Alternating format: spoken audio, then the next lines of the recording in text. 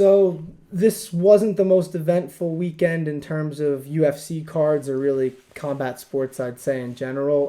Bellator 299 also happened, but we'll get to that down the line because we're going to be talking about them along with the other promotions and what the UFC has for the rest of the year. But first, we will do a quick little recap of UFC Vegas 79. Main event was shaping up to be a good one between Matus Gamrot versus Rafael Fiziev, but Fiziev probably tore his ACL as of this recording. I don't think it's official yet, but that's what it looked like just with the untrained eye. So yeah, that one was just a tough ending because, like I said, it was shaping up to be pretty good. Like the scramble at the end of round one, and then the way round two was going before the injury, it sucked that this was the way that it was going to end because I think that this was going to be one of those high-level chess matches over the course of 5 rounds.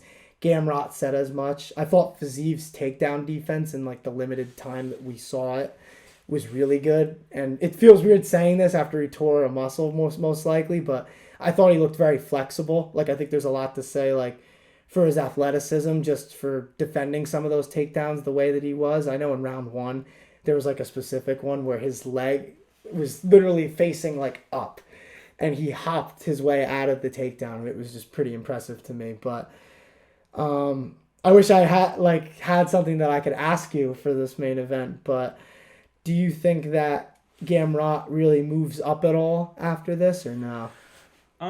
Well, see, It's a win, it's a win, but I think because of how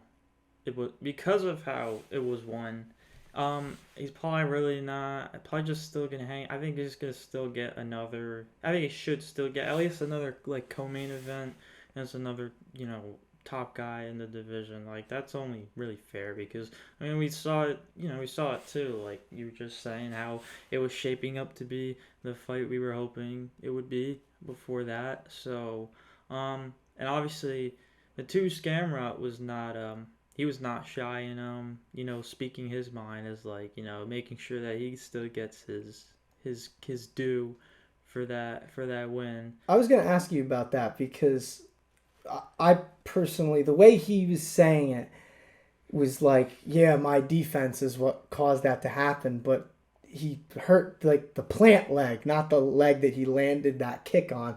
So I thought that he did wish him well, so I don't want to say it's like classless, but it was I thought that was a bit of a reach, like him being like, yeah, I hope he's okay, but I probably would have won anyway because I my think, defense, yeah, like I didn't like the way that looked. maybe. What about you?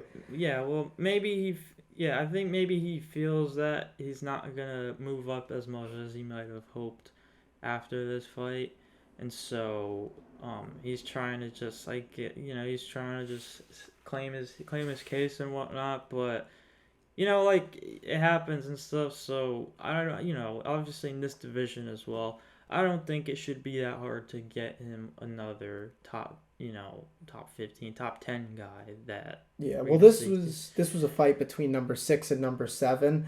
I believe Fiziev was higher ranked, so I think they'll end up probably just swapping places if I had to Yeah, guess. Then ahead of them is Chandler, Dariush, Poirier, Gaethje, and Oliveira, and Islam Makhachev. Um, so I So don't know yeah, if we're gonna get to it. Obviously, the title fight between Makhachev and Oliveira, but yeah, we will definitely get I to that. think definitely you gotta keep Gamrot going. I think give Yeah. him another guy. I don't Uh, know if above him is going to work out as much because yeah, Chandler's still waiting for that's why I Conor hesitated. McGregor. Yeah, that's why I hesitated saying with the top five because we know with lightweight too, for as stacked as it is, it's gonna come the drama. So, Yeah. um, I mean, there's a yeah, lot of people. Maybe even the winner of, because we were talking about before we started recording, Dawson versus Green. Maybe one of those guys could fight him. That could be like a good test for both parties in that yeah, sense. But maybe someone senses a fluke hype train and they're trying to put a stop to it. So we'll see. we will see. But the co-main event was really fun too. I wanted to get to that with Bryce Mitchell versus Dan Ige. I mean, just like a gritty victory for Bryce Mitchell. Just going through the barrage of heavy punches that Dan Ige always hits his opponents with, win or lose, seemingly. But Bryce managed to take him down enough times, hold him down enough time pretty much, and it really was just a tough, hard-nosed victory. And I think that speaks to who Bryce is as a person because, he farms, obviously. He grows all of his own food. He's hard at work there. And I think that, like, that hard-working win really suits his character. And it was a fun one. I enjoyed that one. I don't know about you, but I know some people who don't appreciate the relentless grappling. They don't appreciate that as much, and they think it could be a little boring. But I don't know. I really enjoyed that fight. Yeah, I don't know. Maybe I think Bryce Mitchell, after like obviously the fake retirement, He he's retired? just no. Fake retired? Remember he was threatening to. Did he? Yeah. When was this? I don't even remember this. You might have to enlighten all of us here. Well, this is after. I don't believe it's after his. Oh, I believe it was after his last loss. Like, yeah, it's pretty recent. It wasn't might have said anything that. to really. Yeah, nothing that was but like it was getting talked about and stuff, and like it was more just like a criticism on Bryce Mitchell.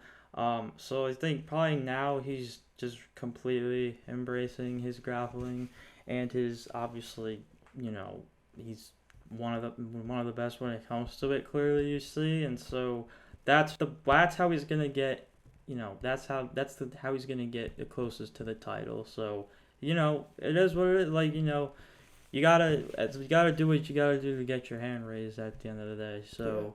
And it's worth noting that loss, his only loss in pro MMA, he's 16-1. That loss was to Ilia Topuria. So that's not like a name to scoff at, you know what I mean? If there's one guy who you could lose to at 145 where I feel like you could get a little bit of a pass for it. Yeah, it was a pretty I think it was a pretty built up fight that, that definitely obviously had bad blood between them too. So but yeah, it was after that loss. Like Bryce Mitchell, he was pretty messed up by it. So yeah, and he still wants that rematch. I know he said it before this fight, and who knows? Maybe it's more likely. I don't think it's the next fight for Bryce Mitchell, but I could definitely see that maybe happening in the future, depending on how the division obviously shakes out. Because I think Topuria is truly in the title hunt at 145. Whether he's next or he's going to be having a title eliminator, I think Bryce right now is like a step below that. Maybe with another win, he's in that conversation, but depends on who, when it is. Timing matters a lot in MMA, as we've seen in the past. I mean, even just with this last middleweight title fight, Dricus du Plessis, all the momentum was leading for him to get the title shot versus Adesanya, but that quick turnaround, now we have a new champion because Sean Strickland took the fight because DDP was hurt. And like I said, that changes everything. So we'll see what happens with that. But the last fight I really wanted to talk about on this card was Marina Rodriguez's rematch with Michelle Waterson. Coming in, I didn't feel too great about this fight, and I'll definitely ask you what you think about this in a second. But the main thing that I was thinking about watching this one and watching what Marina Rodriguez was doing to Michelle Waterson in there was, is Michelle Waterson still as dedicated? And I don't mean that in a way, like in a derogatory sense. I think I even said this a little bit on Instagram, but like, I don't know how much you follow her on like social media and stuff, but she's a mom. She has like a very loving family, like a great family life and a lot of stuff going on outside of the UFC. So I don't mean it as in she's not dedicated because there's like a lack of love for the sport. But I feel like when fighters start to have that much going on outside of the cage, that's kind of when you start to see them falling off a little bit. And we've seen Michelle Waterson have a couple of tough losses and a lot of time in between those fights. So you wonder, like, when she fights someone like Rodriguez, who's like hell-bent on getting back into that title conversation, you wonder, like, who's more motivated. And when it comes to MMA, I don't like seeing people who aren't all in, like completely all in the cage, just because, especially someone like Waterson who has like a child, and I was reading like reports from like journalists who were in like attendance at the event. Like, I felt bad, like, because they said her kid was crying in the first round because she was there, or I don't know if it was a he or she, so I feel bad. But her kid was like crying during round one, watching her get beat up like that, and it's just like, do we really need to see that happen again? And 115, we've talked about it as one of the toughest divisions in this sport, but I know I kind of went on a little bit there, but it's just because I kind of had thoughts about this. But what did you think about both girls in the octagon this time? Well, I guess in the case of Michelle Watterson, I mean, I guess honestly, I'm with you in the sense that I guess I would compare it to maybe Cowboy on his way out. He's taking all these, like, these are good fights he's taking. It's just, well, obviously we'd rather see Cowboy in his prime taking these fights than the Cowboy now. It's kind of similar to Michelle Watterson because the Michelle Watterson of her prime would, could easily be the champion of this division. Well, and you even go back a little bit when they fought the first time, it was a really close fight. So it's like when you see that much of a drop off for Michelle, that's kind of what makes me wonder, like, should she just focus on her family and maybe just train rather than get into the octagon with killers like Marina Rodriguez? Because it's not like she's taking easy fights. Like, none of Michelle Watterson's losses are to bad fighters by any stretch. I do want to say that. Yeah. It's kind of like you said, the Cowboy. Yeah, like, exactly. You're fighting good opponents. And to bring it back I don't know. to... Maybe it's maybe like a legacy thing. You want to get a certain amount of fights under, in the promotion under your belt before you go. You want to make a certain amount of money, whatever. Yeah, there is that side of it too. I should say that because, there's two sides to the coin that I just brought up because I mentioned her family, right? She might want to keep fighting to help provide for her family or set them up even better for the future. Because we know how MMA is when it comes to pay. I'm sure that Michelle Watterson has like a fairly generous contract just due to the fact that she's been in the company for a while and she's been a fan favorite for many years now. So you'd hope that she's making a lot of money fight to fight. But hey, if that's the reason that she wants to keep going out there, all the power to her. It's just, I don't want to see anyone take more damage than they need to take. And I don't know, maybe I'm overreacting a little bit because this fight, there was a lot of visible damage. I mean, the blood that was on Michelle's face, that was hard to watch. And I'm not somebody who's, squeamish with that type of thing because I know there's people who don't like the blood. But that was kind of tough to watch at certain points. I was honestly surprised they didn't stop it in round one. But at the end of the day, Michelle Watterson's tough. She's a great fighter. That's what we know her for. And she didn't get it done in this fight, but she hung tough the whole time, and I respect her for that. But Marina Rodriguez, just to wrap a bow on this conversation, she did call out Tatiana Suarez, which, on the one hand, I hella respect for calling her out. And then when I think about it, though, I'm like, man, that might be the worst stylistic matchup for Marina in this whole division. Because she's fought wrestlers in the past and has had trouble with them. And Tatiana Suarez is no joke, man. And I think she's going to be fighting for the title soon. So I don't even know if we get that fight next. But for Marina's sake, I kind of hope we get like another striker. Because I think that could make for a more fun fight. Well, I think she's definitely one fight away. Yeah, I think that's fair. And it's like, if Tatiana Suarez does become the champion, maybe that makes her, maybe she's the first one up. I don't know. With all these immediate rematches that have been booked in the past couple of years, you never even know at this point. Yeah, which sucks, but... Yeah. There's a time and a place for those, but I think you could agree with me when I say that we've had plenty of them, and honestly, I think we could use this as a springboard to get into one of those big rematches that's happening. I think this one is a little more warranted. Marina Rodriguez has been stacking these kinds of wins for a little while now. Like, she's dark horse, man. Yeah, like some legit, veterans. So, she's close for sure. Yeah, man, I would agree, but I don't want to spend too much time on Vegas 79 just because. And by the way, Vegas 79, and we're getting more as time goes on, but.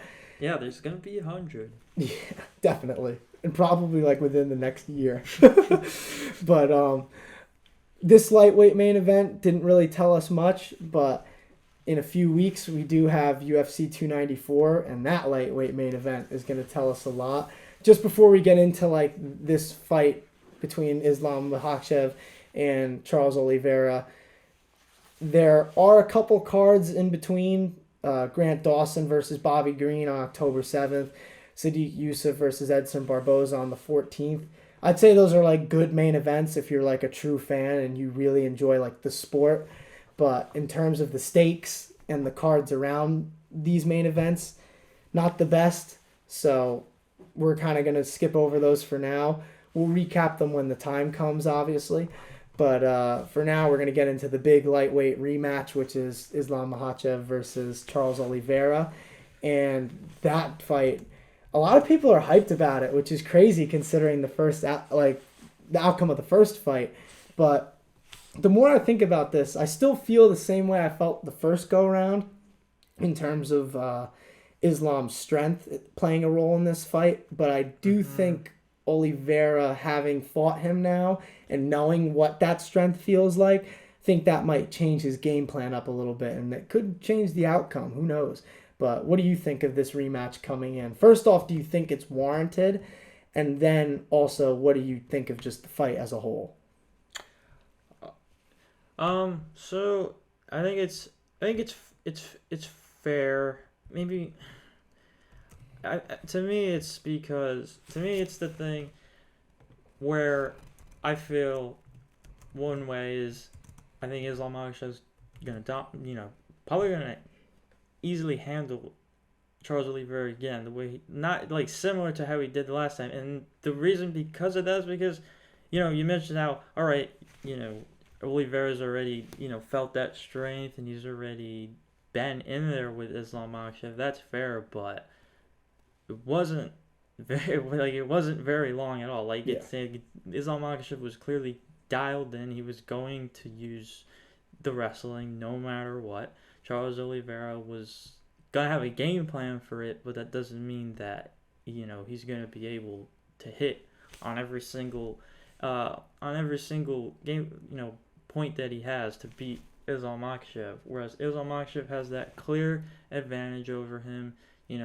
He's now now the roles are obviously reversed between the two. Yeah, it's true. They fought for the vacant title when that happened, right? At that point, well, technically it was Charles was like the uncrowned champ at the time because of the weight miss.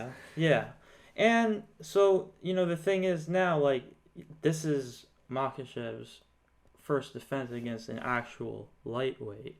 And so, it does. I think it goes both ways. I think the rematch is fair, but my gut feeling now says that, Islam Makhachev is gonna handle him again. Yeah, well, this was like based on something that you were saying and kind of a point that I brought up a little bit earlier. But I mentioned the strength, and obviously you did too. And Charles Oliveira could use that experience of knowing what it feels like, but at the same time, it's not like that strength is going away. And at the end of the day, Islam Makhachev is big enough that he could probably fight at welterweight. And Charles Oliveira, we have to remember, started his career at featherweight. So these are guys that are arguably a division apart in like walking around weight, or I guess that's what I'd call it, but or their natural weight, I guess. So I still think I kind of agree with you. Like my gut tells me that it's gonna go the same way, but at the same time, my gut also tells me you can never truly count out Charles Oliveira. I mean, he has that true X factor when he's in there. He can finish a fight at any time from any place, whether it's on the ground or on the feet. But yeah, I would agree with you with when it comes to this fight against Islam, it's going to be tough. I definitely don't think he's going to be as keen to go on the ground again, despite how good his jiu-jitsu is, just because in the last fight it was a non-factor. So, but then besides that, I think that the undercard is even more fun. We were just talking about middleweight before.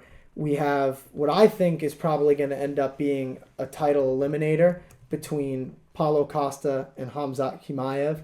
Now, this is a fight that's kind of been brewing for a long time. They had that altercation at the PI. They've been beefing on Twitter for, I can't even imagine how long it's been at this point, with Costa mainly posting a lot of memes and Chimaev just saying he's going to kill him.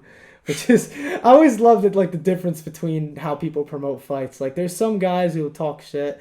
There's some guys who will post memes, and then there's other guys who are just going to be like, yeah, I'm just going to kill him when we get in there. And I'm like, okay, a little intense, but hey, this is the fight game, you know? If you can't deal with things like that, you shouldn't be watching it, most likely. But this fight's more interesting to me than I think it is to other people, because other people, I feel, think that Costa's just going to get taken down and beat up on the ground. And that very much may happen. But I do think that Costa has more of a chance than people are saying, just because you look at Chimaev versus Gilbert Burns and we saw the war that turned into. Paulo Costa's a lot bigger than Gilbert Burns, and he's a lot bigger than most middleweights in general. And now you can make the argument so is Khamzat, and we've had people talk about just how nasty Khamzat's wrestling is. But if this fight stays on the feet, man, I think it's really anybody's game. And Khamzat's very technical, but at the same time, Paulo Costa's got volume and he's got pace. And at 185, I'd be curious to see if it's the same for Chimaev, if that dominance is truly going to be the same. Because I think he fought at 185 only against Gerald Meerschaert, right? I don't think that we've had any other fights for him at 185 in the UFC. Maybe like one in the very beginning, but I'm not 100% certain. Exactly, and that's part of why this makes sense. This would make sense for this to be a title eliminator, because one doesn't know how many fights Paulo Costa even has left in UFC, and then with Chimaev he can easily just go down to welterweight permanently. So I really think it's a win-win. Yeah. Because Costa is a guy who's, I think, has grown very popular with the fans. I know I enjoy his Twitter and everything like that, because just he posts crazy things, and obviously we have the secret juice out and about. That's why I unsheathed it today, because I knew we were talking about Paulo Costa. But at the same time, we had the debate after the Strickland fight with Adesanya if an immediate rematch is needed. I think that this fight really helps clear things up in the division, as long as we get like an actual outcome. Hopefully there's no dumb 10-8 scorecards in this one. But Israel Adesanya, I was looking this up, he's fought 7 times since the start of 2021. So in the past 2 years, that's pretty crazy. And it's not like he's just fighting. He's fighting championship caliber opponents every single time. So I think that this fight could give Israel Adesanya maybe a little bit of time to heal and rest after just I could imagine the beating that makes I said that in a weird way. It definitely takes a toll on your body, whether you're winning or losing, just from the camps, you know what I mean? I don't know. Yeah, it's because, Adesanya could also be the one to just want to wipe that last fight out of his memory as soon as possible. And so he's already back to training probably and whatnot. Well, lately, as we're recording, I think he pled guilty to like the DUI thing, which sucks for him. I don't know. I didn't read into it enough, because I don't think that's like a major story. They're making it into a major story because of who he is, but seemed like nothing crazy happened. This wasn't like a John Jones hit and run type scenario. Not saying that driving drunk is something to condone, but I don't know. I think that this story is one of those ones that's kind of going to just go away with time. But I don't know. I don't know what's going on. I think he should take a little bit of time, though, just because if this is a title eliminator, we have a title fight in the making, whether it be Strickland versus Chimaev or Strickland versus Costa. I think either of those could be easily sold, if you know what I'm saying. Yeah. But now let me ask you this before we kind of like wrap up talking about this card and get into the other pay-per-views.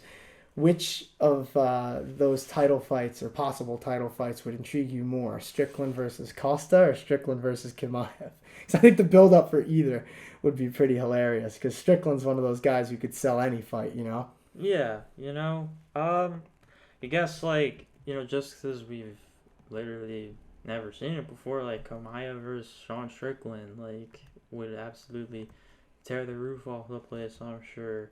But we haven't seen Strickland versus Costa either. If you think about it, like Strickland's rise was during that time after Costa kind of lost to Adesanya and was in that weird contract dispute with the UFC. I remember he fought Vittori at 205. That was a whole weird fight week because if you remember, it was supposed to be at 185 and then he came in on Wednesday at media day and he's like, yeah, I'm 30 pounds over, so sorry about it. Looks like you guys are just going to have to figure that one out. So. Costa actually probably would be the most optimal route, We're talking about a natural middleweight in this sense as well. And, like I said before, we don't even really know how many fights Paulo Costa has left with UFC. I'd have to think, after, if he were to lose a title fight, that could probably be it. So, there would be a lot. Yeah, I think I would obviously. Did he say he got a new I think he said he got a new contract, though, when he went on. Really? If I'm not mistaken. I'm not going to talk out of my ass, though. I'm going to look that up. How many fights would that be?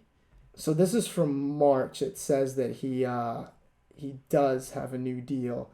I'm trying to find, it's a 4-fight deal. Yeah. So we do know that, apparently. That's according to Daily Mail.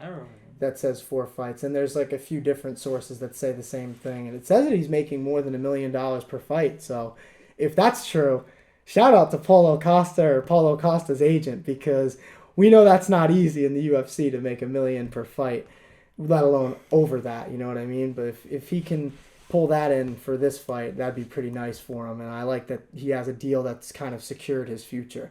So who knows? Maybe we'll get a little title reign from Paulo Costa, depending on how the division shakes out. But last thing that I have on this card, I thought that the other few fights on this card were pretty cool. Magomed Ankalaev versus Johnny Walker, Tim Elliott versus Muhammad Makayev. Now, I'm curious to see which fight do you think is going to be the better fight? Or actually, let me put it like this. Which fight are you looking forward to more? I should put it like that. Man. It's a tough That's tough, yeah. They both... Because I'll put it like this. The light heavyweight one with Ankalaev and Walker, I think that's a big fight in terms of the title picture, which we will get into momentarily for UFC 295. But Ankalaev and Walker, that's definitely a clash of top 5, 6. Let me make sure. It could be top 5. Yeah, Johnny Walker's 6th right now, and Ankalaev is ranked number 2. So this is a big fight. And then the flyweight one is more of a big test for Makayev against a guy like Tim Elliott, who's an awkward matchup for anybody who fights him. That's kind of why it's in his branding, I think his Instagram still might be awkward MMA. So I would say that's a good summation of what his style is. So I'm curious to see how Makayev is going to deal with that. I would like to see Johnny Walker get that opportunity. God, I would love that if he got the win. It's pretty, man. It's pretty interesting with the dude. He seems to just be getting better, with age. It seems like. I mean, we've talked about it since the beginning of his UFC career. He had so much hype behind him, and then he had a few setbacks with those losses, and the hype kind of went away for a little bit, but starting to come back. You know what I mean? Yeah. If he can get a win over Ankalaev. His brother too, isn't he around? His brother, dude. His brother looks crazy, and I know Johnny looks crazy too, but his brother has that same, I guess, glare in his eyes, just of pure insanity. I love Johnny Walker though, man. He's an entertaining fighter. He's an entertaining personality, and UFC 294 is going to be a fun pay-per-view. But with that, I'd say we should get into UFC 295 a little bit. We've talked a lot about the main event between Jon Jones and Stipe Miocic in other podcasts.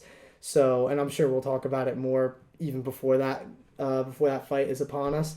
So you guys could check out some other videos that we have if you guys want to hear about that. But in total, it's the GOAT versus the UFC heavyweight GOAT.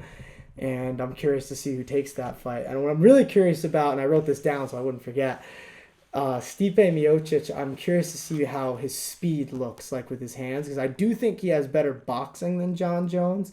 It's just a matter of how he fares with the mix of takedowns versus Jon Jones and the way he's able to manage his range in there, because we have yet to see somebody deal with John Jones, and I'm not sure that we're ever going to see it at this point.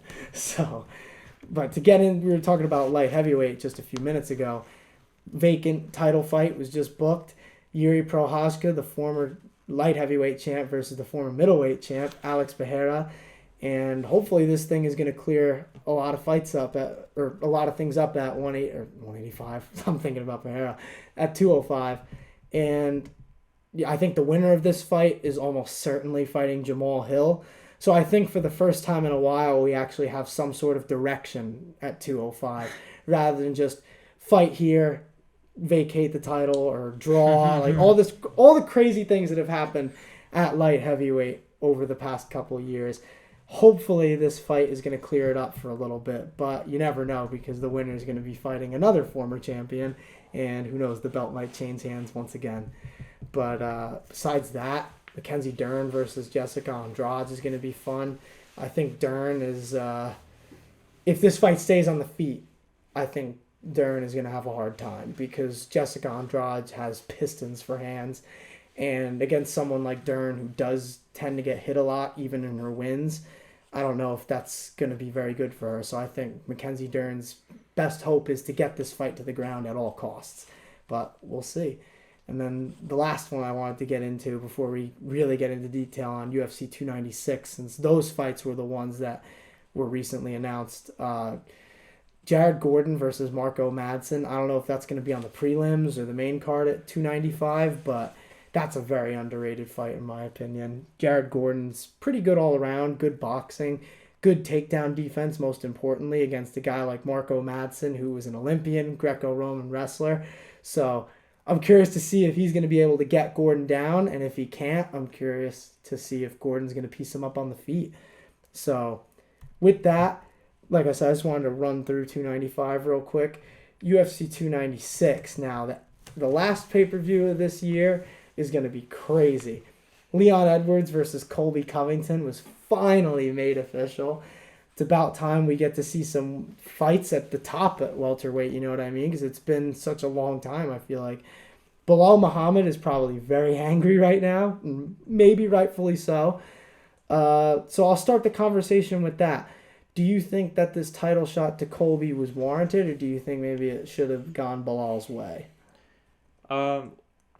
Yeah, I mean, the thing is, I don't really even think this is like something to talk about, what's right and what's wrong, because like I think it should go without saying that Bilal Muhammad should be the one fighting, but that was never gonna happen right now.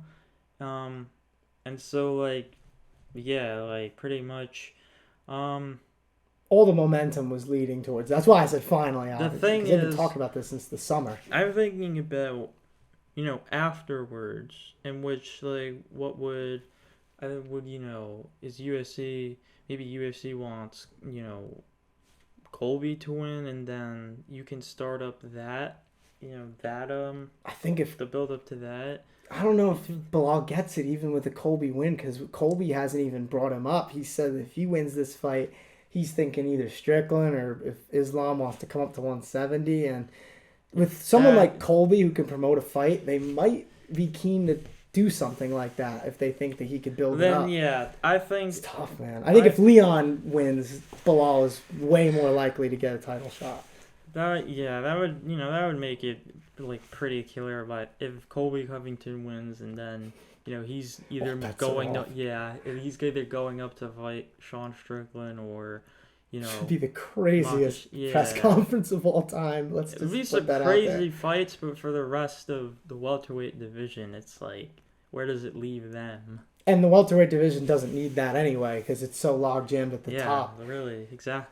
And besides this fight, we've had a couple fights booked for this card at welterweight, which is good. Exactly, finally. Like you said it, that we finally got like the top of the division, And now everything's moving because of that. Because now we know who's getting the title shot. None of those top guys can hold off anymore. Maybe besides Bilal, because I think Bilal has earned it. I agree with you on that one. But besides that, there were some other fights that got booked at welterweight. A fight that I have spoken into existence multiple times, Vicente Luque versus Ian Gary, is official I'm so excited for that fight. I think this one's going to be pretty mundane compared to the Magny fight in terms of the build-up because I don't know if they're still teammates, but I know at one point they definitely both trained at Sanford MMA. I don't know if it's still called that. That gym has changed their name a bunch of times, but so I don't think it's going to be one of those crazy build-ups. They've already been talking very respectfully. It's just a fight to move the division forward. So you can appreciate both guys for taking a fight against each other because they do have a good relationship. So you can't imagine it's easy to get into the cage against a guy who you like and respect. But I would imagine that one of the main reasons for this is so Ian Gary can start a beef either with Colby Covington or maybe actually start a storyline to get this fight with Wonderboy, which is the fight he initially wanted. And Wonderboy is on this card fighting another top prospect in Shavkat Rakhmonov. And you wonder why Wonderboy took this fight over the Gary fight because, I don't know, I think the Gary fight, and this isn't any disrespect towards Gary, I think that one would be a little bit easier. Just because Rakhmonov has been such a killer so far, and Jeff Neal is really the only guy to make him look human. It's pretty clear now that Wonderboy is always looking for the toughest fight. So this is where he thinks he can get it. I think he just doesn't want to go too far down the rankings. That's my personal assumption. Because Rakhmonov is above him, so that's worth noting. I think that's like a big motivation for Wonderboy. That's probably why he took this fight. I didn't realize Gary was down at 11. I thought he was a little bit higher than that for some reason. So I think this fight could maybe build that one as like a stepping stone. I know that they want Ian Gary in the title conversation. That's clear. You know what I mean? And he's number 11 if he beats Luque at number 10 and Wonderboy manages to get a win somehow over Shavkat, which is very much easier said than done. That could be a fight that we could see in the future. Maybe even Ian Gary versus Shavkat could be a fight to make. Because something tells me that Ian Gary isn't opposed to taking a fight like that. He doesn't strike me as the type of guy who's shying away from anybody. If anything, he's really called everybody out. I mean, not a lot of people are calling out Wonderboy. I don't know. Yeah, I mean, he probably does have it like mapped out how he wants it to go, and obviously, you basically said it before. Like, he essentially has like UFC and whatnot, brass and whatnot on like his side, and so they're obviously gonna make the most the fight that's gonna get the most attention for him that he can also is capable of winning, obviously.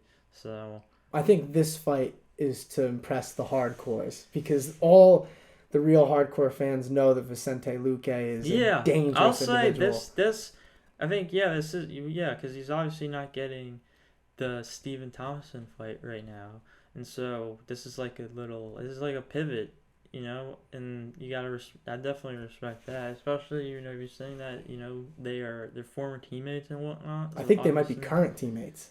So you don't really see stuff like that, so respect, definitely. It's gonna be a good fight. And then you got another UFC hype train on the card, and Paddy Pimblett. He's making his return versus El Kakui, Tony Ferguson. Now, very interesting fight stylistically, because I think if this one's on the ground, it could be a very interesting one. On the feet, I don't know. I think Paddy's a little bit sloppy at times, but at the same time, I think Tony isn't as quick as he used to be on the feet.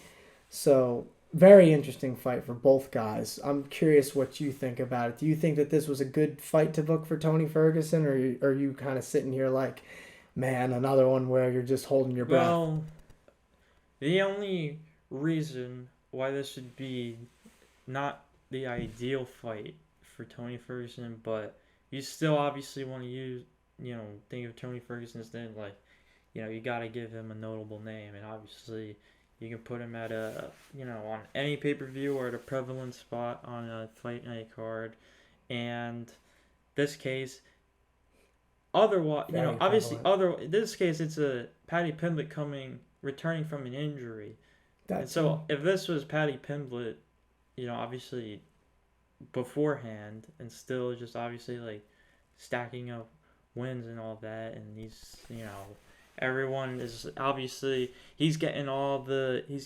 attention and the clicks and all of that, and people are tuning in to watch him.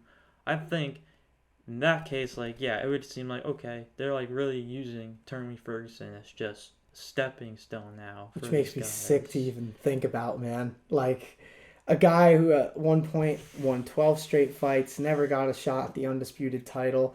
You could argue whether that's just or not. I don't think it really was, to be honest with you. But yeah, I wouldn't say it's disrespectful because I think it's more disrespectful to say that he doesn't have a chance, which I wouldn't agree with anyway. I think that Paddy Pimblett is a fairly generous style matchup to him because of the fact that he's coming off an Yeah, that injury too. and It is a good style matchup, anyways. It's just obviously the difference between where these two are at in their careers yeah, right now, and obviously, I hate to see Tony lose this one. Paddy Pumit's, there's no denying he's got that. Now it's all about, obviously he's in UFC now. It's about how he's gonna set up that one punch power, that one punch, finish, obviously, and Tony Ferguson is. I still don't think he's gonna make it easy on him because Tony Ferguson is gonna throw stuff at him that he's never seen before. And And his six straight losses, like let me just read the names, like Justin Gaethje, who's fought for the title a couple times, Charles Oliveira, former champion, Beneil Dariush, top contender, Michael Chandler, and he was doing good in that fight before he got knocked out like that. The Nate Diaz fight, Nate's a dog in there. You can't really count him out against anybody. And Bobby Green, say what you will about where his career is going to stack up against other people that Tony's fought, but Bobby Green is not a slouch, and he's got slick boxing, and he's good all around, in my opinion. And Paddy Pimblett, say what you will about him, he's not that bad. I think he has a lot to prove, but this fight could be a spot for him to prove it against a guy who's battle tested. But like you said, it's just a matter of the trajectory of their careers, and you hope that Tony Ferguson could at least make this one interesting for us. And I nobody wants think to see him so. lose badly. You know what I mean? I hope that he Yeah. can manage to get that magic one more time. But the last fight I wanted to talk about on this card is the other title fight that got booked, which is a big rematch between Alexandre Pantoja and Brandon Royval. They last fought 2021. Pantoja finished him rear naked choke, fairly dominant, and similar to the Oliveira Islam fight. I think it's kind of gonna be a similar type of thing. I see the champion getting this one done, but I'm not certain. I do think Brandon Royval has improved since that loss. He's had 3 fights since then, 3 straight wins, and the last 2 were good finishes. So I do think that this title shot is fairly warranted because I know I said last time I don't want to see Moreno again. Not any slight towards him. It's just to move things forward. And Royval's on a nice little win streak, so maybe this fight will go a little bit differently over the course of 5 rounds. But overall, the end of the year for the UFC and outside of the UFC is going to be crazy. We were just talking about it in the beginning of the show. Johnny Eblen just won Bellator 299. You could argue that he's one of the best middleweights on the planet, but then we'll get into that in like a second. Bellator 300, though, huge card for them on October 7th. 4 title fights. Now, it's Usman Nurmagomedov versus Brent Primus, Chris Cyborg versus Kat Zingano, which personally I'm very excited for. Ryan Bader and Liz Carmouche also on the card defending their titles, but I know you had your thoughts on there being 4 title fights on this card, and I think there's a debate to be had here, but I'll let you kind of take the wheel with this one because I know you had a strong opinion. Well, yeah, I think it's, maybe just like a fair, I guess, judgment. Not anything like groundbreaking, what I'm saying, but, yeah, it's just, cause I usually with, any, I guess, fight card pay per view, you'll get the 2 title fights, and here they're marketing, they're marketing now. We're gonna go double that. We're gonna put on 4, but I think kind of goes like,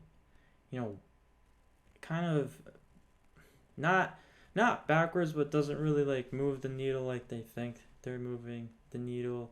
Um, Cause now now you're grouping four different title fights onto one card, and that's now it's like okay, so you still have obviously this undercard that you want. You're not. I would hope that you're not just gonna just put it out there and just like hey, like just we just put these fights. They make sense. Just get us to the title fights, but um They do struggle with depth. That's been a problem with them in the past. So we had a bit of a technical difficulty.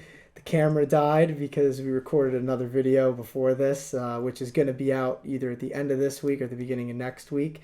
I'll talk more about that in a few minutes. But yeah, so we're back. What we were talking about was Bellator and how they struggle sometimes to put a little bit of depth on their cards. But I agree with you when it comes to this fight because I get their logic behind having four title fights. It's like making it this huge card, Bellator 300, this big event. But yeah, you're not giving them shine, like you that- said. It's not like an individual shine. this is their way of giving that depth, but really four title fights like yeah I mean, you have some big obviously names it's on this like card. yeah, Like, it's obviously somebody's life is gonna change with just that one win, and then it's like well right on to the next one, and then it just sucks because they're sharing the spotlight when if they just had a little bit more depth, they wouldn't have to do that. Because, I was talking about Chris Cyborg versus Kat Zingano. That's a main event or it's a co-main in this case, but that could be a main event on any Bellator card, and I think any true MMA fan would be excited for that because this is a matchup that's been in the making for a while, but instead it has to share the card with three other title fights. So I don't know if it's going to get buried if something crazier happens, but this is like an all-time fight for women's MMA, and depending on what happens, it might go more under the radar. And we've talked about how Bellator kind of shoots themselves in the foot sometimes with their marketing, and you don't know about an event until like the week of. And we'll see what the case is with this one because they have been hyping this one up a bit more than they have past events. So I think you just have to hope for the fighters that they all kind of have their own moments, whether it be like a war or it's just an impressive victory, because you'd hate to have any of the people who win fights on this mega card that they're putting on. You would hate to have a victory just go under the radar because of all the title fights that are booked. Because I do agree with your point. I think it's a little bit oversaturated, and because of that, you have your biggest stars now sharing the spotlight when I think you should be focused on getting better depth so then they can be in the spotlight and it's just them. Yeah. So, yeah, I definitely see your point on that one. But Bellator overall, Johnny Eblen, we were talking about him. He beat Fabian Edwards, brutal knockout. And you could argue that he's one of the best 185ers on the planet, especially now with what's happened with Strickland and Adesanya. And even the champion himself, Strickland, in the UFC, he's talked about Johnny Eblen, how much of a killer that he is in the cage. So that's a pretty good, a good reference, if I do say so myself. And then you got Vadim Nemkov, too, at 205. We've talked about him in the past. You could argue that he's the best light heavyweight on the planet, too.